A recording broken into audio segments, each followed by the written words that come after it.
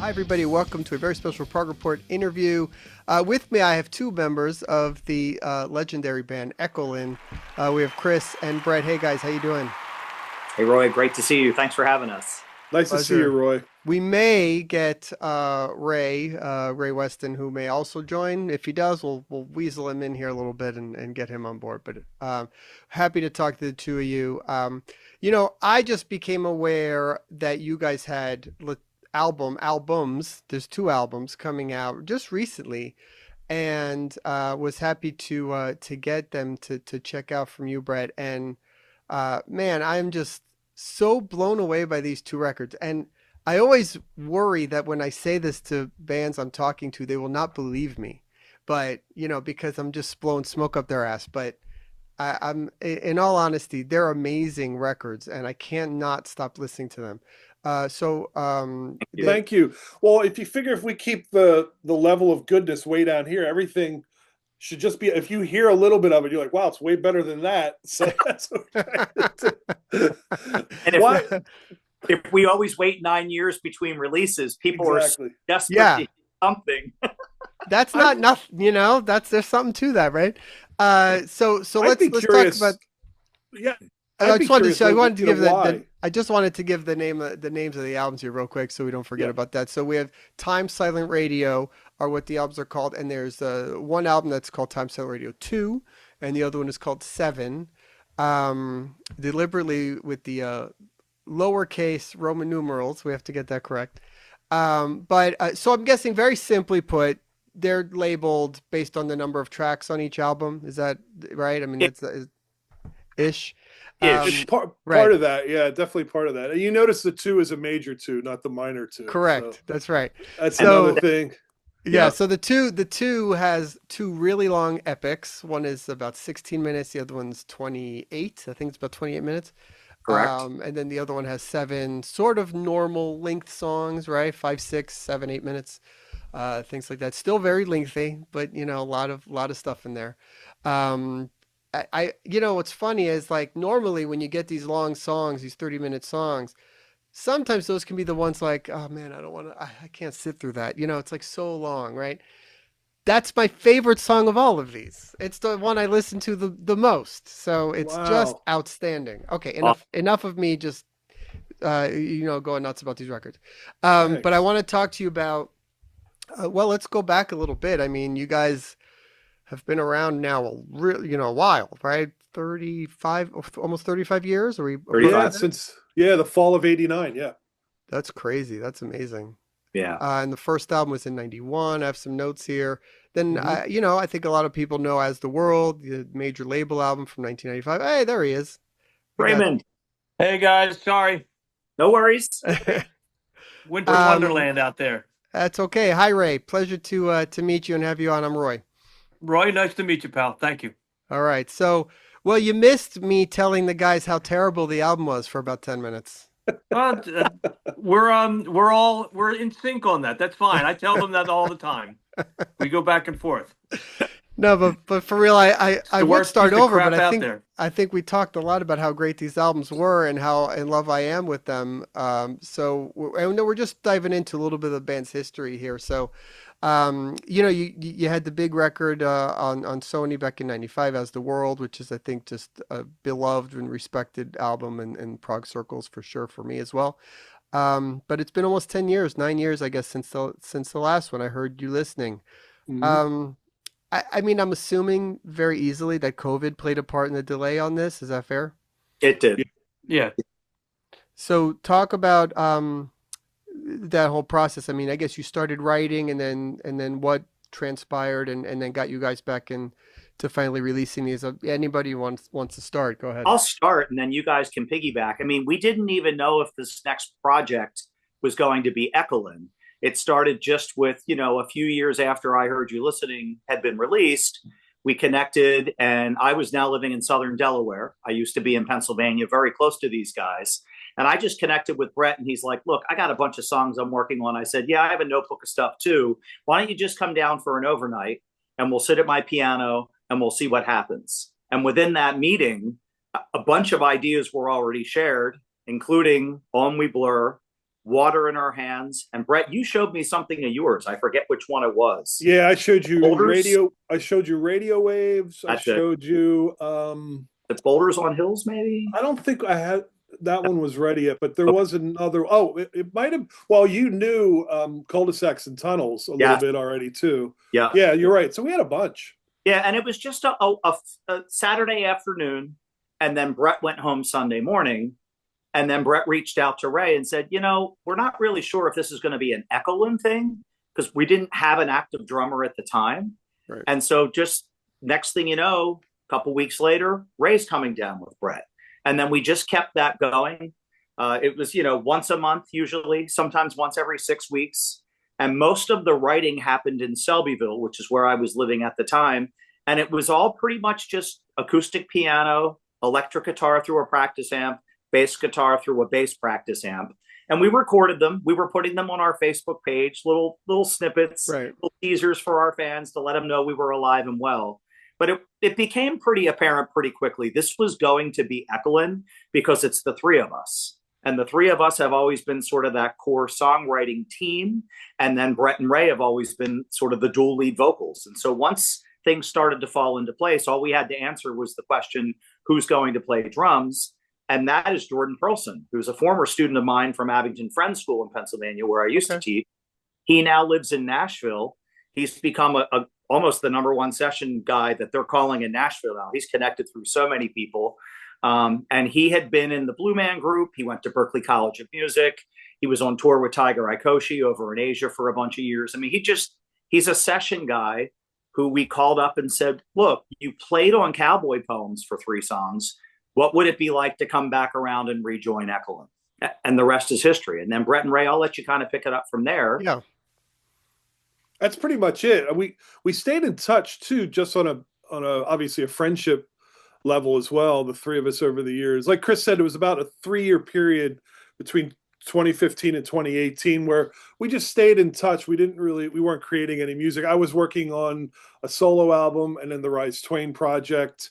But we, Ray and I would hang out because we live close to each other. And, we're all friends. So we have so many other things in common that we just, whenever we get together, we laugh about and talk about. But like Chris said, after that 3-year period, we started working together in earnest. We had no time limit, no time, deadline. We just wanted to see what would happen. That's pretty much it. So how much was then delayed and then picked up again, years later? I mean, was it like 2 years of nothing or 2 years of away? So Yeah. Thank goodness for Dropbox. Brett, maybe you want to explain how we did that, because that actually saved us in many ways. Yeah, I don't know. That's a great point. I don't know if we actually got together at all during COVID, or maybe, we were all aware of it and trying to stay healthy. But and Chris being a teacher, he's around a lot of people, and the same thing with me. I'm a college instructor, so just we all were taking care of each other. I know Ray was the same way. So I don't know how much, if any, we got together in 2020 or 2021. Yeah. But we did stay in touch writing wise because, when we worked together between 2018 and 2020, we had lots of ideas. So a lot of times, because I have a studio here at my house as well, I would take those ideas and just, we would talk to each other like, Chris, I love that one idea. You had, we may have called it Selby 7, which ended up turning into Tiny Star. And I'd be like, I love that idea. You mind if I try to work on that and see what I can come up with after? And we would do that. And then Ray and I being close, he would come over here too, wearing a mask, and we would just hang out and work on stuff. So it was loose, but we were still doing it. And by the time everything let up, by 2022-ish, we were just jumping back in. I forget, Chris or Ray, do you remember, did we track any drums at all? Because I know I did a few albums, one with my wife, Katie. We tracked drums with Jordan, but I remember we were wearing masks in the studio. And I don't think when I had Jordan up to track this first batch of our tunes, if we were wearing masks at all. No, I don't think we were. Okay. We were past that phase. Gotcha. Yeah. And Roy, we doing it in stages, we had demos laid out. So I would take everything that Chris and I had written, I would make sure that the tempos felt right. Like we would literally work on this stuff where I would have a tempo and play it on my iPhone, and then we would track to that, knowing that I would build a Pro Tool session off of that. And we weren't like, oh, well, this has to be this tempo or whatever. We would play it, and if it's sped up, I would notate that it's sped up a couple BPM or whatever. And then basically I started laying out my sessions roughly to our sketches. And once we got everything sort of like hodgepodged in, very rough, by the way, that's the first session I had with Jordan. And he came up and we laid in drums with maybe about, I don't know, maybe 4 of the tunes or something like that. Yeah. And even that, like once we got that, then we started building on it. And then that changed too, because like the way that we work, Ray and I start then working on words, and then that changes the arrangements because that'll dictate how many times things need to happen, or if we need something slightly different. It just starts all coming together that well, and it's a lot of fun. So that process took a little bit of time too. And obviously because we're all busy with other things, we're trying to make the time when we can. Yeah.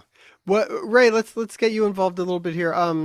In terms of in terms of the songwriting lyrical aspects and stuff, I mean, where do a lot of these songs lie, and what is time silent radio as a concept, right? So what are we talking about here with these 2 albums?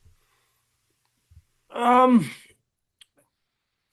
don't know if there's an actual, concept per se, but Brett and I, we just try to write what we're going through during the day, or we're regular guys like you, our day jobs, and we just try to pull little bits and pieces from everything we do. It's one of those things that, guys, I don't know if you've answered any of the questions for the Italian thing that we're doing, but not yet. They asked us a little bit, sort of what Roy is alluding to, and thinking about it, because the guy was like, yeah, it seems like a lot of this has to do with the passage of time, the recognition of time, the curiosity of it, all that. And like Ray's saying, we weren't thinking about that. We never really overthink much. We just sort of get into it, let it see what happens. But at the end of the day, looking back at it, that is even a key part of this, just that awareness of it. And even in our lives, how much we have left, in our lives, and a lot, just the appreciation and recognition, curiosity, the hatred of time, the love of it, the joy that you find in it, all that stuff. I think that's all in all these songs. Ray, would you agree with that or not? Oh, yes. Yeah. Because that's some of the things that I have, taken from work. I work in a nursing facility, Roy. So, I see the passage of time minute by minute with some of the residents that we work with. So it's precious, every little thing that we do, and we don't want to waste it anymore. Yeah, I mean that's sort of I mean, I don't know all the lyrics, I guess, but the stuff that I'm picking up in the long epics, particularly, time has no place and water in our hands, it sort of gives that vibe that's what we're dealing with here. Yeah, I agree. Time Has No Place and Water in Our Hands are my 2 favorites right now, but Time Has No Place is special because there are these little vignette snapshots, each of these sections, and they depict these moments in time, and they're precious that way, because it's like you're observing these things. And when I think of them, there's a lot of personal things involved with Ray and myself, and also the bigness of the lives that we live in being part of history and things like that. And it's neat because they're all sort of in there and notated in a descriptive way. And some of this stuff really chokes me up when I still listen to it. It's just beautiful. And it has to do with that recognition and seeing of time pass. I want to ask about the big one, The Water in Our Hands, which is the big 28-minute track. Was that built in segments, like different songs that then kind of found their way to each other, or was it linear kind of? It was linear. Yeah, it started with a piano chord progression that I actually showed Brett the first time he came down to see me. And I'm like, I just have this cool opening chord sequence that's not like any chords I've ever written before. And he right away, and we always get validation from each other. He's like, I really like that. Like, we could go somewhere with that. And so what often happens is we start writing together with an idea of let's write a song. There's never talk of make it a 20-minute song, an 8-minute song, a 30-minute song. May was the same way. But once we hitched our creative wagons to it, and this is with Ray in the room now too, because once Water in Our Hands made its process forward, it was all three of us. We just kept reminding ourselves that if we're going to make this song longer than most, which, you know, for us could be 8 minutes, 10 minutes, 12 minutes. Most people are writing 3 and 4 minute songs. We can't forget about the fact that you have to have connection.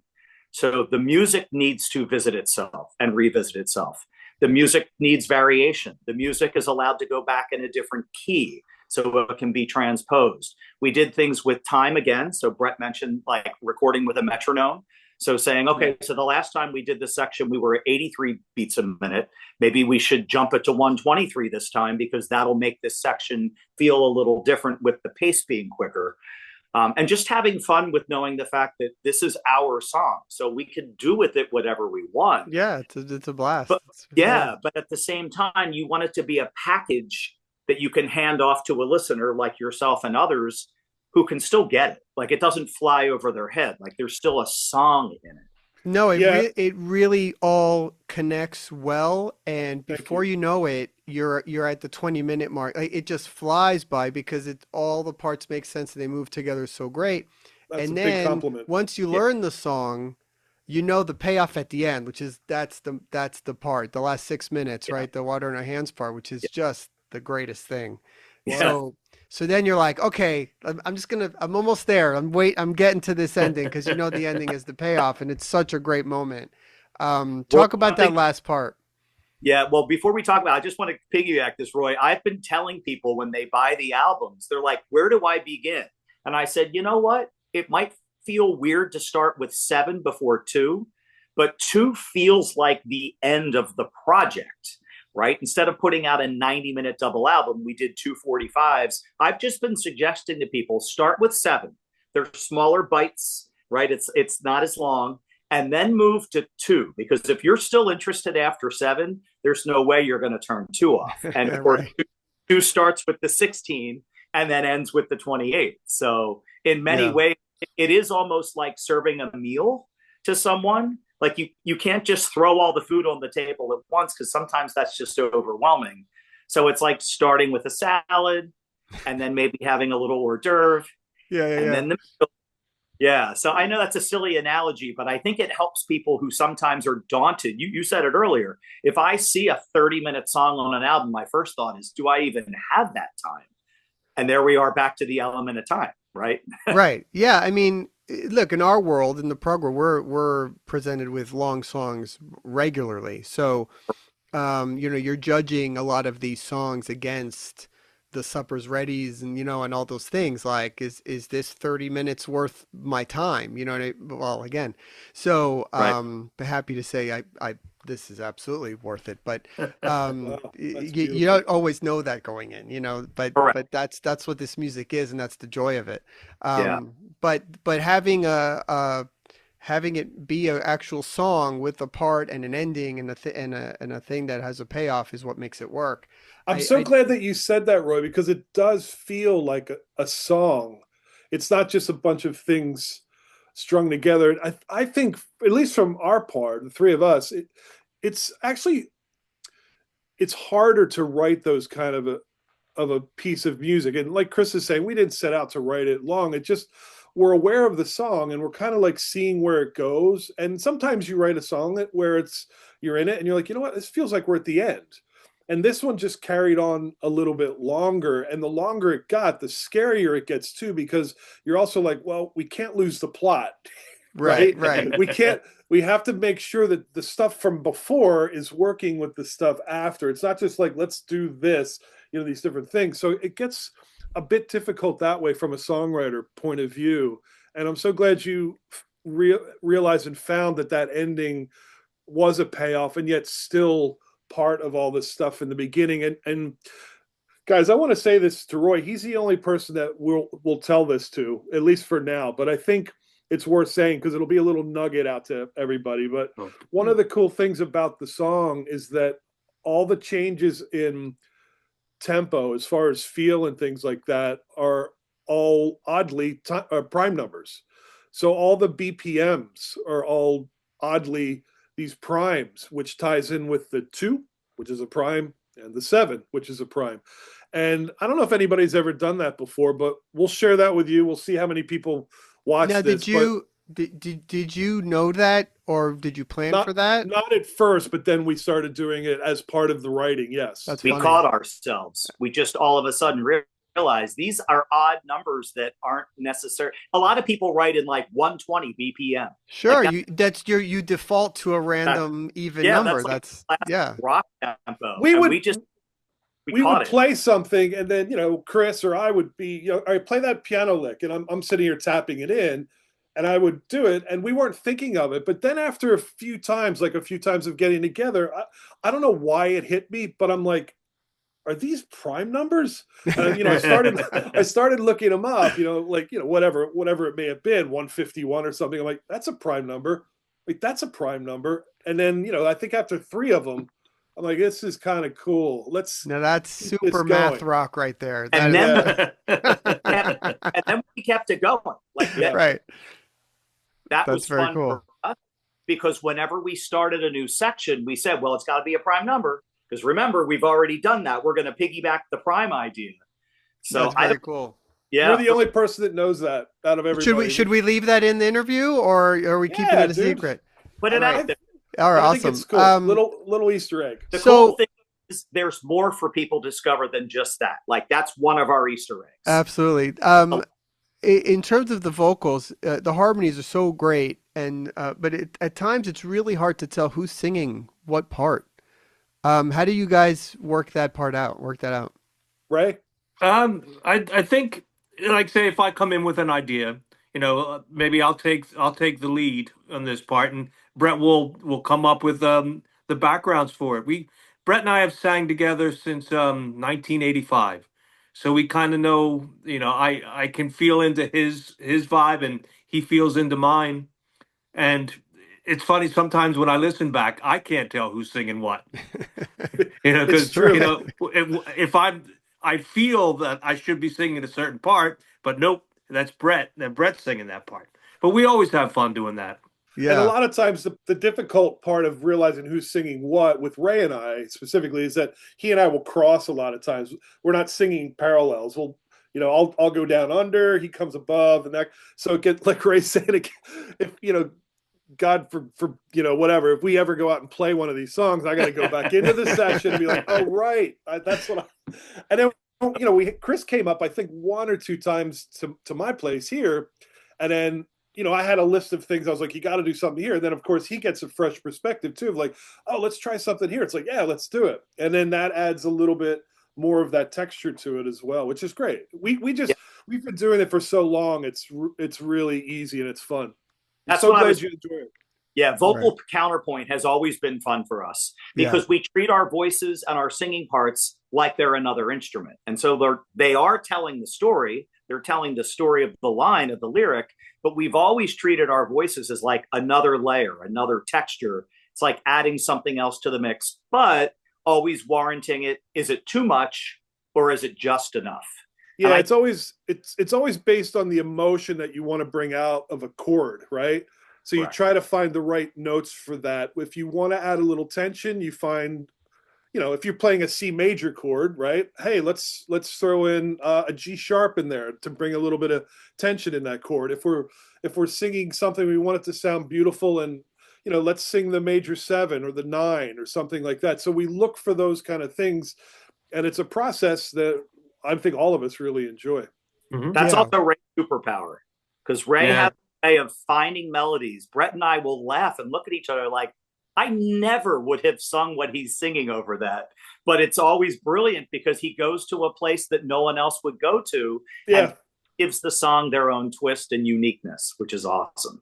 full disclosure, whenever I get stuck, if I write a riff or, something is really weird and hard, I'm I can't, I'm going to like, hey, Ray, can you take the vocal on this? And he'll come up with something and you're like, wow, okay, that sounds amazing. So who's singing in the beginning of Water? Who's taking the opening? That's me on that. Yeah. Okay. That's what I thought. Yeah. Yeah. That's great. And by the way, shout out to your drummer on that song. The groove on that is tremendous. Just so good. When he played that, we didn't even know. I was like, Jordan, I just want to have something really cool here that pushes the groove along. He went out and did like 2 or 3 takes of it. It was magnificent. It was like such an energy, like right away. Yeah. It's just so good. He's wired like we are in that he likes the spontaneity of the moment. And so nothing was written down for him other than the demo tracks that Brett sent him with a click track going, deet, deet, deet, deet, deet. So he just pops the headphones on. And then, we sometimes we're like, what would you do here? And then he lays something down and we're like, okay, that's going to be the track. Sounds good to us. Yeah, other times we sort of had a different idea. He's the kind of guy who you can say, okay, we're going to keep that take because that's not what we thought it was going to be. Could you possibly try like a 4 on the floor techno club mix kind of thing? And he's okay. And then, he's the kind of drummer, he can do it. Like he just goes into it. And even he's, he'll do a second take and we're like, that was amazing. And he's like, give me one more try. I'll make it even better. So what we thought was amazing was him working through a part. And then by the third take, Brett's like, yeah, we're good. Let's go to the next section because we got what we need. That's great. We talked a lot about the Too Long Epics, but I do want to talk about the album with the 7 songs as well, which is, no less great. But Tiny Star in particular, the last track on that is just fantastic. And just the start of it is so cool and so different. Talk about how that song sort of came about. That was a Chris idea to start. So Chris, if you want to start, because I think you had the first sequence of things that were going on there. Yeah. I mean, everything starts at my piano. At the end of the day, I took piano lessons when I was 5 years old, and that's always the instrument I'm most comfortable on. So when these guys were coming down, I had synthesizers set upstairs in a little mini studio. I just wanted to make the bulk of this album piano based. And then I knew once we got to Brett's studio and started recording and overdubbing, I could throw in some Hammond, I can throw in some synth, throw in some Mellotron. For me, it was just, let's make this a piano-based album that most of the songs start or feature piano. And from there, it was, again, just another idea. That one might have been 2019, 2020. Again, I think it was right before COVID because you had come up to my house. You and Ray were here. And I remember you were like, hey, I got another idea. And I was like, yeah, let's record it. So he threw down like, maybe like a minute's worth of an idea. Yeah. And then we immediately moved on to it because I think we were working on something else. I forget. But when we landed into COVID, this was one of those instances where I was like, dude, that thing you had there, I really want to do something with it. Look, can you mind if I try to develop where we are with it? And that's exactly what happened with it. It just started to come together. Then Ray and I sat down and we were working on words, figuring out the arrangement. And then again, I'm piecing the pieces together because we're working distant wise and just seeing what happens. And yeah, it came together. The middle section where it breaks down was just something that I felt like I wanted to put together. And I'm so lucky that I have my 2 friends here that trust me just like I would them to just see what I can do with it. I knew I wanted to get to the end, which we had, but I didn't want to get to it from where we left off. I wanted to open it up a bit. So I just sat and kind of created this space of just this thing that I knew I wanted to have these real beautiful lyrics and melody with it to lead to this chaos to then land on the section that the 3 of us had already written for it. And when I played it for them, they were just like, yeah, well, this is awesome. It's perfect. Yeah. How frustrating it must have been though, through all that time, you're sitting on some of this material and then, man, you're just now it's going to see the light of day, right? That's got to be so frustrating. It's frustrating. It is. But it's seeing the light of day at the right time because it is now done. And I said this in an interview a couple weeks ago. We were teasing 2 years ago that we thought we were close to being done. And we clearly weren't. We wanted to be done because time was knocking at our own door. But I'm so happy we slowed the process down and reminded ourselves we do this for ourselves first. And once you put something like this out into the universe, it's out there forever. There is nothing on this album I would cough over, turn down, excuse. Like every note, every part is supposed to be there. And something Brett brought up that I want to mention is the layer and level of preciousness. We trust each other so much that it's totally fine if a song starts with Ray and then goes to Brett's idea and I finish the song, so be it. It doesn't have to be Ray's song because Ray started it. Yeah, and I that's love great. that concept. Like we know that about each other. I would not have finished Tiny Star. I had a great idea to start a song, but I have bandmates who I completely trust that allow me to be a composer, a modern composer, and I get to work with them and say, here's an idea. Where do you want to go with this? And then they prune it and they add ideas and they make suggestions. And that's who Echolyn has always been. That's how we've always gotten to the finish line of every album. Another good example with that, Chris, is when I brought our Brilliant Next in. It was just I can play power chords on the guitar. Yep. So I just had these little things that I brought to Brett, and like, yeah, okay, and wait, it's in 6. We can do that. And I brought the skeleton, and they put the skin and dressed it. Put on the skin and dressed it. That's awesome. It's a cool little tune. We laugh about that too because we never think about time signatures or that stuff doesn't matter to us. It's like, does it feel like a great song? And then after the fact, we have to go back and say, all right, Jordan, so this song's in 6. All right, this section here is going to be in 4. I mean, that's how a drummer's brain works. But then even Jordan can subdivide his sections of 6 into 2, 2, and 2, or 3 and 3, or 2 and 4, or 4 and 2. Like he can do whatever he wants with it. But we laugh because there is the little theory nerd in us. Brett and I do this all the time, where we're like, what chord are you playing there? And the usual answer is, hang on a second. Right? We're not like, I'm not writing the song based on the chord I'm playing. I'm based on how it sounds. Sure. And then we analyze it after the fact, which is why also tying in the lowercase 7 and the major 2 is sort of a nod to that. Like, we do care about that stuff, but we analyze all our music after it's done. That's great. No, it all comes together, and that's why it has all these layers and things to it. And yeah, you can hear everything that went into it. I want to ask you a little bit, just outside of that. Are you guys still sort of in tune with what other bands are doing in prog or in rock, or do you listen to other things? Just curious. I mean, do you still pay attention? No. In music in general, I listen to new music all the time. Like a couple months ago, the new Michael Kiwanuka album came out, which is amazing. The Smile with Tom York and Johnny Greenwood, I love that stuff. I listen to a lot of modern composers that play like classical piano stuff in really different ways. I love that. So I stay in tune, and my doorway into that is probably YouTube Music. So that's my new buddy. That's like the person that's like, hey, Brett, here's a mixtape. So I'll get it that way. So I do stay tuned. As far as prog rock, I've never really listened to much prog except when I was a kid. Maybe, when I was 15 to 20, I kind of went through that normal stage that all sort of like, middle-class white kids get into, like as they get into, Yes and ELP and all that kind of stuff. So I went through that, but it's been decades since I've really gotten into any of that stuff. Chris, how about you? I mean, for me, this has been raised in interviews over the years, classically trained. Like I just learned all the classical music through a piano teacher. And then my piano teacher died when I was 15. He came down with pneumonia on a Friday and it passed by Monday. Wow. It was tragic. And so my mom realized, okay, here's a kid who still wants to learn. She contacted Temple University and found a teaching assistant who was classically trained, but also was teaching jazz.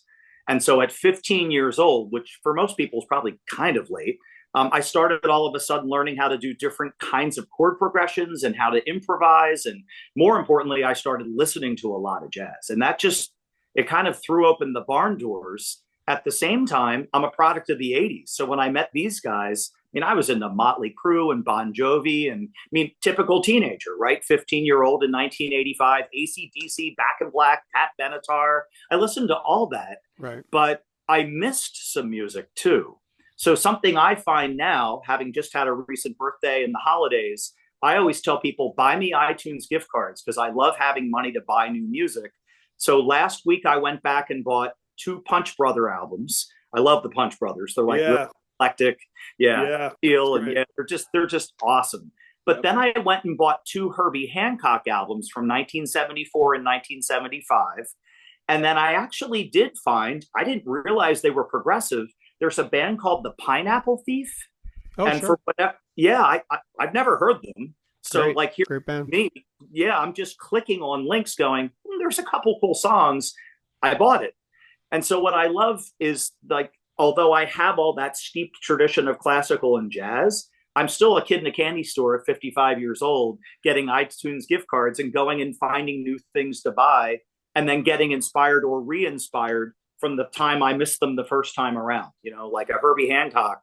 I know it hits. There's so much new music. It's so just much out of control. It'll spin your head. Yeah, and I get albums daily, and it's just hard to, then I'll get something where it's like, okay, I'll get your guys' albums, let's say, and it's like, okay, I like this one. I want to have more time to listen to it, but I got like this other stack of CDs that I just keep getting more things to listen to for whatever reason.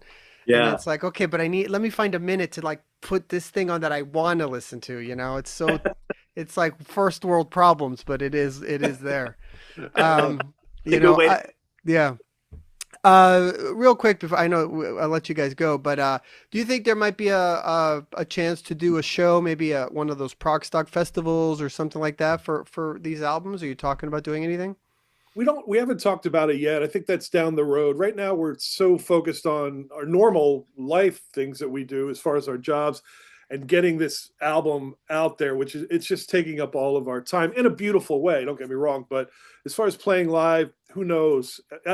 I'd like to one more time get over to Europe and play with my friends, or maybe one more time do a few shows like in Quebec or in Philadelphia. You know what I mean? But if it doesn't happen, I've spent my life playing live, and I got to play with these guys, and I'm happy. You know what I mean?